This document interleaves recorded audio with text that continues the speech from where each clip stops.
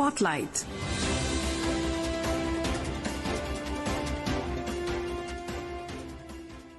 This is Akashvani. In the program Spotlight, now we bring a discussion on significance of Sonamarg Tunnel project. The participants are Deepak Das, journalist, and Niharika Bhuwania, anchor.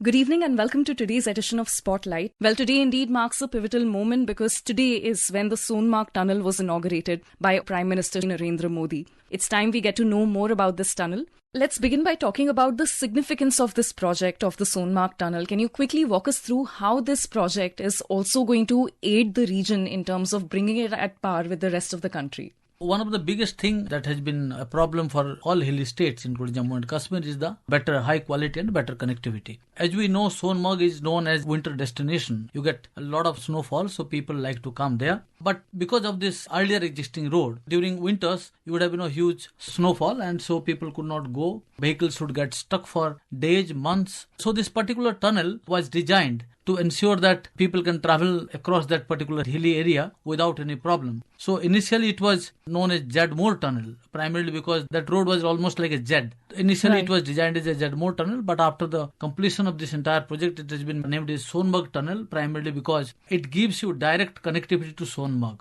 So once this project gets completed, has been completed, and it will be open to public maybe by tomorrow morning for normal commuters to take that road. The travel time will be reduced in a very significant manner. Beyond that, the main issue with all these roads is to provide round the year all-weather connectivity, winter, summer. So this particular tunnel will ensure that people can travel across the year. I think one of the biggest thing that will happen is now we are in winters, already there is snowfall. Hopefully we'll start seeing the benefit of people going to Sonamarg for winter tourism, winter sports. That is going to come as a big boost to the entire area's economy. I can tell you something that Prime Minister talked about today, that look at the benefit that Jammu Kashmir gets because of these infrastructure projects. Dhawawalas, taxiwalas, people, shopkeepers, cloth sellers, everyone gets business. I think this tunnel should not be looked at only as a tunnel, but actually it's a tunnel of growth that is taking to the economic activities of this entire region. Definitely, and from what we hear, it is going to reduce the travel time from 2 hours to 15 minutes, which is quite a lot. And the second point, of course, providing connectivity all through the year, whereas earlier in the winter months, this region used to be completely closed for travel. And now let's listen into a report from our correspondents, Tariq Rathar and Ishfaq Shah from Sonamarg, Gandarbal. Situated at an altitude of over 8,650 feet above sea level, around 6.5 kilometers, Sonamarg Tunnel is an engineering marvel that was completed in about 8 years with an investment of over rupees 2,700 crore. It will enhance all-weather connectivity between Srinagar and Sonamarg en route to Leh, bypassing landslide and avalanche routes and ensuring safer and uninterrupted access to the strategically critical Ladakh region. The tunnel will boost up domestic and international tourism in Sonamarg. The assurance of inclusive, peaceful, prosperous and developed Jammu and Kashmir is the guarantee which echoed in today's address of Prime Minister Narendra Modi at Shutkadi, Sonamarg in Gandarbal district of Central Kashmir. Speaking of tourism, now Sonamarg is an attractive destination and it could also come up as a premier ski resort. And apart from tourism, I see a boost in economic activity as well. So can you briefly talk to us about how it is going to help the entire region, as also bring it at par with the rest of the country in terms of economic activity, boosting tourism, and just generally connecting the area as a whole?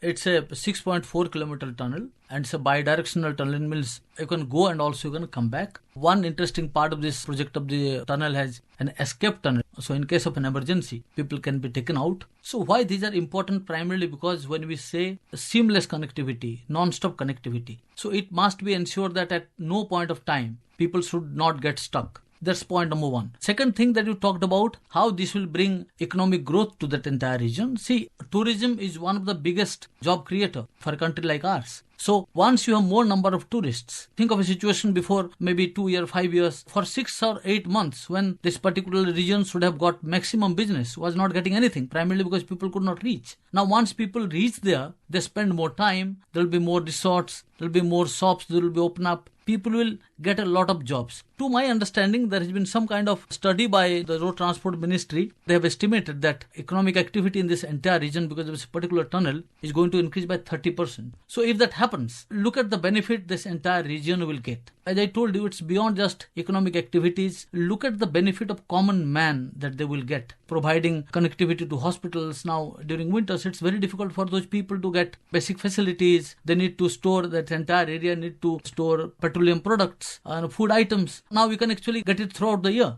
So economic activity, ease of living, and people way of living standard, and their entire way of livelihood, that will change forever.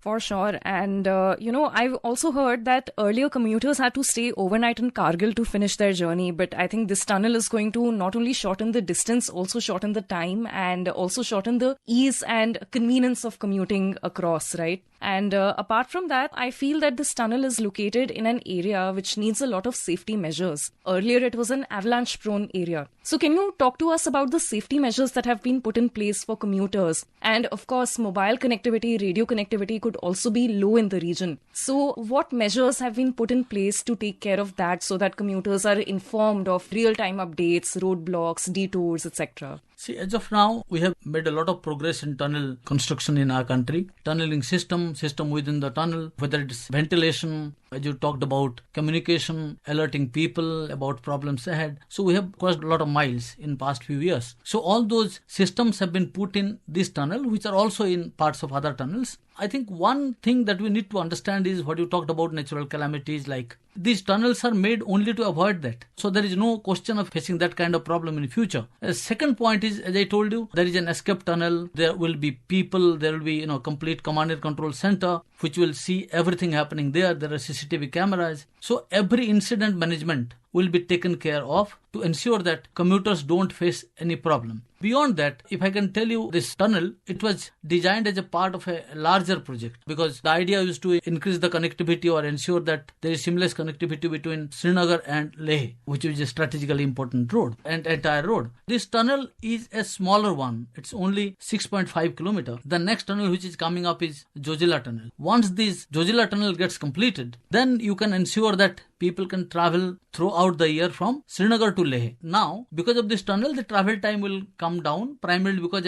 you are saving almost like more than 2 hours, as you rightly said. But once the Zojila Mode tunnel gets completed, and also few other tunnels which are on that particular road, once those gets completed, it will be of great help for people to travel throughout the year. There will be tourism in this entire region throughout the year. I think, as you rightly said also, that there is a high possibility of getting winter sports activities, those becoming the hub of winter sports in the near future. That's going to happen. Another thing that the ministers, Prime Minister and even Chief Minister, everyone talked in that particular Event Today program, that this will improve the movement of defense forces, their vehicles. Tunnels have been designed in a manner that our defense force vehicles can grow without any hindrance. The idea is this entire network of tunnels on the Srinagar and Leh stretch are designed for 3-4 major things. Number one, as we said, to ensure there is a connectivity throughout the year. Number two, that there is more economic activities, primarily because of tourism. Third, huge strategic importance. Those will be ensured. And the fourth, ease of living and quality of living. That will be much better.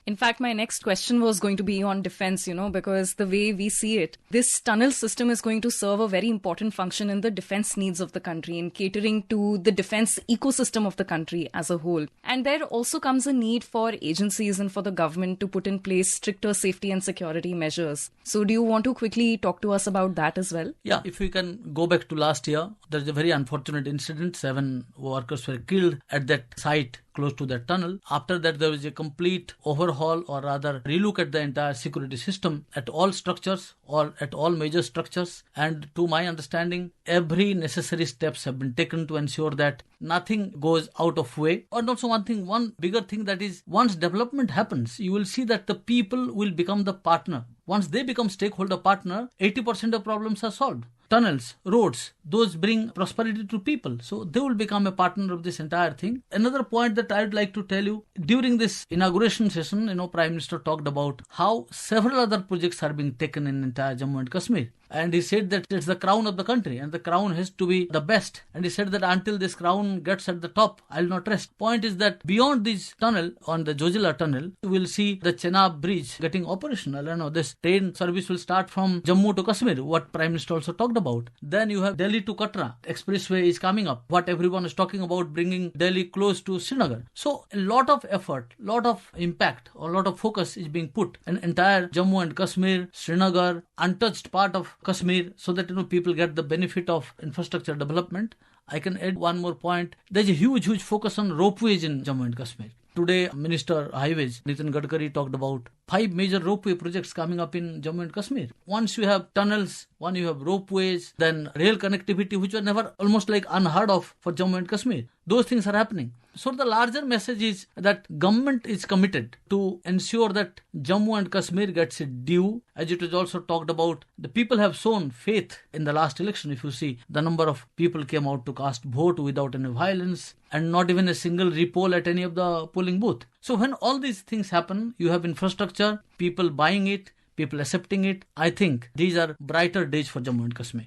Definitely, and I think throughout our conversation, we've also spoken about so many unique features of the tunnel. In fact, it's been called an engineering marvel, right? So, do you want to also talk to us about the strategic points of this tunnel? Like, for example, it is shortening the time, it is reducing the route length from 49 to 43 kilometers. What is the capacity of this tunnel? That's going to be my second last question to you. And just as we are about to wind up the conversation, what is the larger message that the Prime Minister wants to convey to the people of India, and specifically to the people of Jammu and Kashmir through this project? Through this project, what he said that we have now made it a habit that what we start, we complete. To tell you about this Sonamarg tunnel, the foundation stone was laid in 2013, but it took long time for the project to start. After that, it got stuck because the company that got this entire project was in mess. Then the government took it up in actual work. If you see, it started in 2018. So in past 6 years, that project has been completed. So the message is the government is going to ensure that they take every possible step to see that projects that are starting get completed and people get the benefit of it. So far as the other point that you talked about, uniqueness of this project, this has been built at a very high level from the sea level. So these are difficult place to work. For 6 months, if you have, like snowfall, then how can you work? So the working period for laborers, for the construction companies come down very significantly. Today during the event, someone was making a point that because of this tunnel, the work at Zojila tunnel will now get faster. Primarily because you will get supply during the entire year. So when you have these difficult places where environment, the weather is completely harsh. Second, Himalaya is younger one. So you have to take a lot of precautions to ensure that nothing goes wrong during construction. So it was a very tough project. It took very long time, almost like 6 years. Every possible step has been taken. I think this project is an example of how determined government, determined construction companies, and if people provide you full support, everything can be completed in time.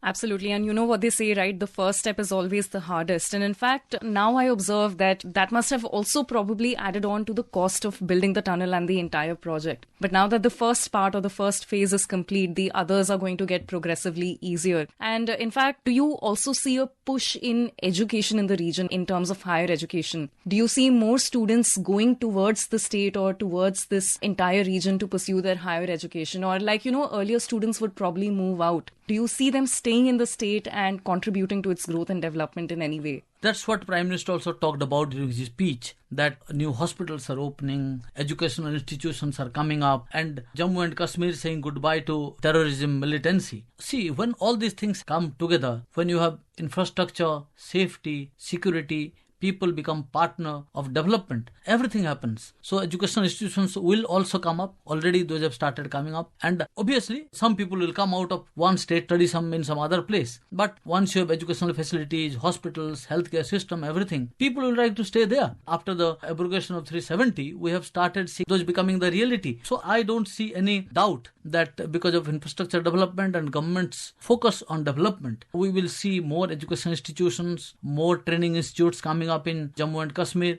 Definitely, and I'm afraid time does not allow us to go any further. So this is where we will have to wind up our conversation. Thank you so much for joining us this evening, Mr. Deepak. It was a pleasure being in conversation with you and learning more from you about this subject. Thank you. You were listening to a discussion on significance of Sonamarg Tunnel project. The participants were Deepak Das, journalist, and Niharika, Bhuwania, anchor. This program was produced and presented by the News Services Division of Akashvani. Spotlight.